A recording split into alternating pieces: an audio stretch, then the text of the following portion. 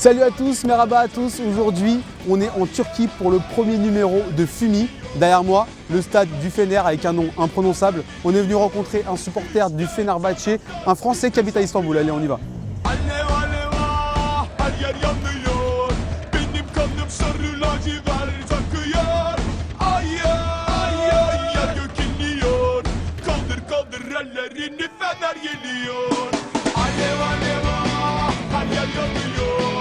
Bah, c'est un plaisir, hein. Bienvenue à Istanbul les gars.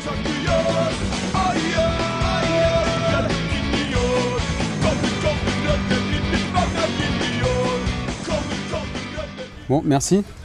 Salut Gary. De nous recevoir. Bah, c'est un plaisir, hein. Bienvenue à Istanbul déjà, les gars. On va commencer doucement. Dis-moi, ça fait combien de temps que tu habites ici? Ça fait maintenant près de 4 ans que j'habite à Istanbul. Et j'habite juste ici dans le coin, donc dans le quartier de Fenerbahçe. Ah ouais, parce qu'il faut dire qu'il faut expliquer aux gens, ici les clubs de foot, ils ont quasiment tous un quartier presque. Exactement, donc, mais celui de Fenerbahçe, c'est le seul club à être sur la rive asiatique. Donc Galatasaray et Beşiktaş qui sont sur la rive européenne. Mais ça vient d'où alors, cette passion du Fener? La passion du Fener, donc j'ai des origines turques. Donc mon père n'était pas trop un fan de football, mais mon grand-père adorait le foot et il adore toujours le foot. C'est un grand fan du Fenerbahçe aussi.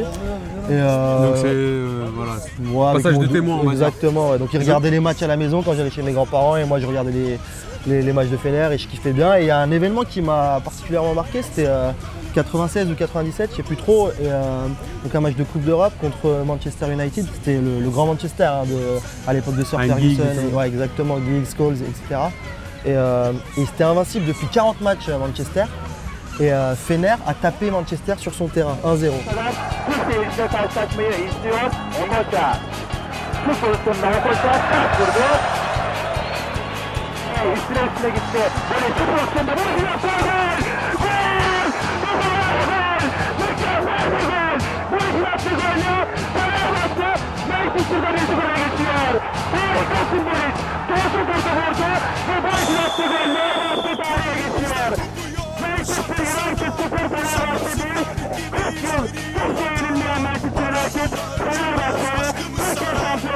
En fait, moi je vous dis, j'ai choisi la Turquie parce qu'on m'a toujours dit que c'était l'ambiance la plus chaude, une des ambiances les plus chaudes du monde et d'Europe. Mais ouais, et donc moi je me dis, je vais faire un petit truc en Turquie.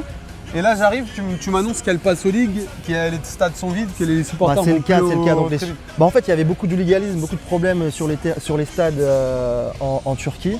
Et en fait, la fédération turque de football et le gouvernement a pris une décision, c'est de changer le système de billetterie en Turquie.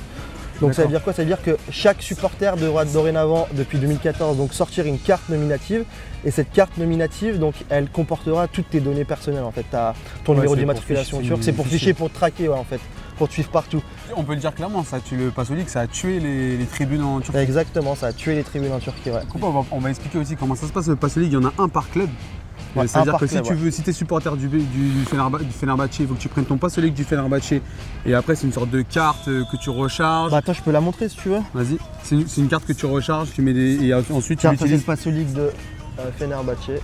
Donc j'ai mon numéro d'identification national avec mon nom, mon prénom et ça fonctionne en termes de carte de crédit. Ouais, voilà, après tu la recharges et tu achètes les billets avec. Tu achètes les billets avec ça sur internet. Donc on va aller au stade avec Jem.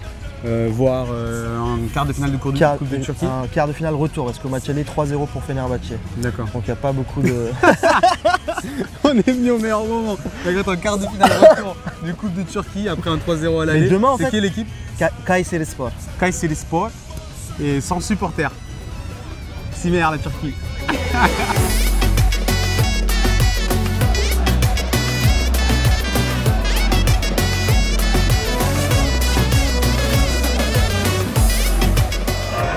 Y'a personne! J'avais prévenu gros. C'est un match de coupe. L'aller on a gagné 3-0 et le Passo League. Tout le monde est ultra en Turquie, tout le monde chante. Même si tu viens, il y a des femmes qui chantent, les enfants chantent, tout le monde est ultra un peu. Tout le monde a la culture ultra dans son sang.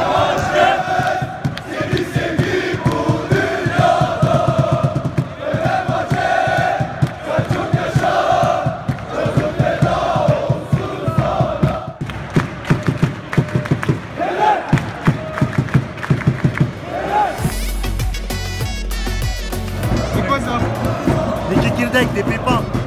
Donc comme tu peux voir, tout le monde a l'habitude d'en prendre quand on regarde le match. Dans la culture turque, tout le monde. Regarde pour une fois, ça se vend, tout le monde en vend.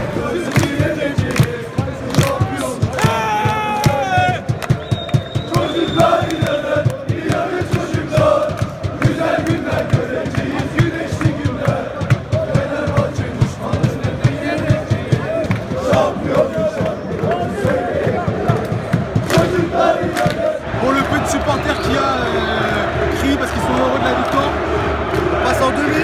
Il faut les féliciter parce qu'ils ne sont pas nombreux et ils font du bruit. Comme tu nous avais prévenu, Pasolix a vraiment vidé les tribunes.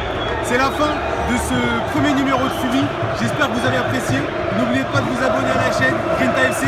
Comment on dit en culture déjà? Abonnez-vous. Abonnez-vous. Abonnez-vous. Ciao. Ciao.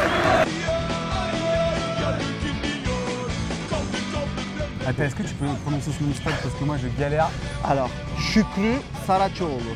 Mais ça Şükrü s'écrit, Saraçoğlu. si tu devais le lire en français, ça fait Şükrü Saraçoğlu ou quelque chose comme ça. Şükrü Saraçoğlu. Şükrü Saraçoğlu. İşte taraftar, işte şampiyon. Alev alev ah, her yer yanıyor. Benim kanım sarı lacivert.